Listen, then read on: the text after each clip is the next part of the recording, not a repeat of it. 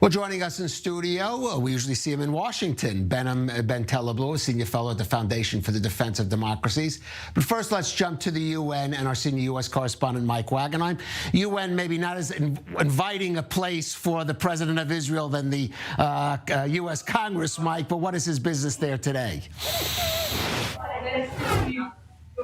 That's an understatement right there, Kalev. Yeah, the president still has business to attend to here at the UN. His meeting with Secretary General Antonio Guterres just wrapped up about 10 minutes or so ago as we were waiting to go on air. Hopefully we'll get a readout of that meeting here shortly. Amongst the items on the agenda today, the holding of Israeli hostages, both live and dead, in Gaza. Actually, Leah Golden, the mother of Hadar Golden, fallen IDF soldier taken hostage by Hamas, was involved in today's meeting with the Secretary General. Israeli-Palestinian issues always at the forefront of discussions with Guterres when it involves an Israeli official. In addition to that, the matter of anti-Semitism here at the United Nations. There was supposed to be a meeting with Jewish organizations recently with the UN focal point on anti-Semitism. That meeting was pushed off due to differences in the approach by UN officials on the subject. Maybe Herzog can play middleman on that and try to move it forward here. Now, there's obviously been tension in the relationship between the Israeli ambassador, Gilad Erdan, and Guterres. They haven't spoken, according to the Israeli mission, since they exchanged words over Israeli counterterrorism operations in Jenin a few weeks ago. Guterres was very critical of that operation and how it took place. Erdan pushed back and pushed back hard about 24 hours later. It's the first time today that Erdan and Guterres have been in the same room since that little battle of words took place. So again, we'll get a readout of this meeting here coming up shortly, and we'll be sure to relay it to our viewers as soon as we have a handle on exactly how that meeting took place. All right, Mike Wagenheim, thank you for that, but do stay with us, Mike. Now, much of the focus on Herzog's trip has been on Israel-U.S. relations and how Israel's internal political debate over the government's judicial reforms are impacting those ties. But when it comes to security issues, as Herzog made clear in his speech, Iran and the threat of its nuclear program remains paramount, describing it as perhaps the greatest challenge Israel and the United States face at this time. Now, at their White House meeting, President Biden made a point of publicly saying the U.S. will not allow Iran to obtain nuclear weapons. But how close are Jerusalem and Washington now on the question of the best way to prevent that from happening? And Behnam, that is the question. We know that the goal is the same. We know it looks like the deal is off the table once again for now, or let's say frozen, the negotiations to reach a deal. But how close are they in taking the next step beyond that? Well, it's a pleasure to be in studio with you, Kalev. Listen, you know, style has a substance of its own here, but let's look at the substance. Twice this year already, the U.S. and Israel have engaged in joint military exercises together, some of which did look like it was simulating an attack on a potential nuclear program, as well as further integrating some of their forces, as Israel, as you know, recently has moved into CENTCOM organizationally. So some of that is designed to signal more military deterrence. There's already lessons the Iranians can take away from that as well. But as to the regional theater, the other places, Syria, Iraq, Lebanon, Yemen, other places where there's Iranian proxies, and other places where the president, in his speech to Congress, as you know, mentioned places where Iran and its proxies have turned life hell for ordinary civilians.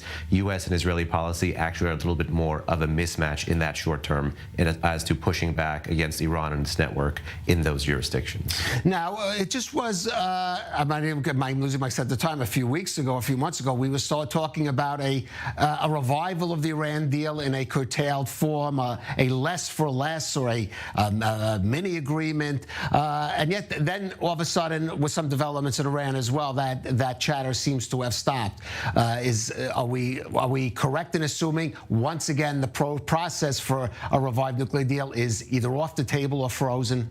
Well, I think the first things first, we have to not denude our adversaries of agency. The government of the Islamic Republic has been quite content toying with America's interest in this deal, even under the Biden administration, which has sought to resurrect it now for 2.5 years in various forms. First, President Biden and his staff talked about a longer and stronger deal. They said this during the campaign. They said this early on in 2021. Then they talked about a clean resurrection of the JCPOA throughout most of 2021 into mid-2022. And then beyond that, they talked about an interim deal, a potential freeze for freeze. And that most recent revival that you had talked about was actually more of akin to an informal, unwritten, understanding that many in Washington saw an attempt by the administration to go around Congress with. And while, yes, from an Iranian political side, the concept of the deal seems to be devalued and off the table, Washington has most recently given a sanctions waiver for the Iraqis to look like they could be giving Iran indirect access to some of the cash that they owe for energy transfers using a non-Iraqi bank. Right. I want to go back to our Mike Wagenheim. And Mike, at the UN, of course, this is another platform where the Iran nuclear issue has discussed. It's certainly been a more challenging one for Israel, even then in dealing with the Biden administration. What are the chances that in some way this is going to be addressed there in any form in the coming months? You know, we've gone back and forth on this issue so many times now. There have been these indirect talks that have been happening for a year and a half now. They come and they go. The Iranians really never came to the table in good faith fashion. But I think the Biden administration continues to feel that diplomacy is the number one and possibly the number 2 and 3 avenue. And so they continue to pursue it. I think, if nothing else, because A, they don't want to be seen as the party that walks away and be accused of the same thing that they accuse the Trump administration of doing. And B, there are personal ties involved between the Biden administration and the JCPOA. It was Biden admin officials that largely built the JCPOA when Biden was vice president and Barack Obama was president. And it's tough from a personal sense, I guess, just to kind of walk away from that without exerting every effort possible, even if it really doesn't make sense on a logical level to keep going like this. I don't expect any kind of breakthrough. The Iranians have strung Washington on for 2 years now of the Biden administration on this. There's really no incentive to change at this point. The sanctions, are in place, but the Iranians are avoiding it to some large extent. It just doesn't really. There's no benefit for Tehran right now. No great benefit for them to come to the table. All right, Behnam, just one question. One issue that doesn't seem to have gotten as much notice as perhaps it should have is if you want to call it the suspension of Rob Malley, the special negotiator for Iran, the figure in the Biden administration who has now been most, I would say, fervent in trying to reach a deal with Iran. Reports that he is under investigation for leaking material. What do we know about this? Well, personnel is policy, and in Washington, if the desire is to resurrect the JCPOA, there would have been no better envoy than Rob Malley. The problem is, as Mike just mentioned, that policy really didn't make sense when the rubber hit the road, given Iran's intent to string America along. There isn't that much out there on the Rob Malley story, other than some of the suspicions and some of the initial reports that have evolved over time.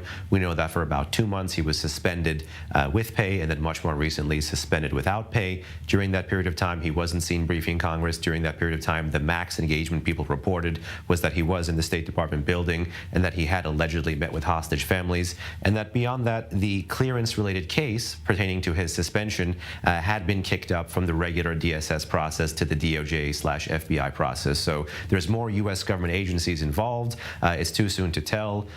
We shouldn't give in to the rumors, but sometimes a broken clock can be right twice a day. So monitor those rumors and monitor those news feeds.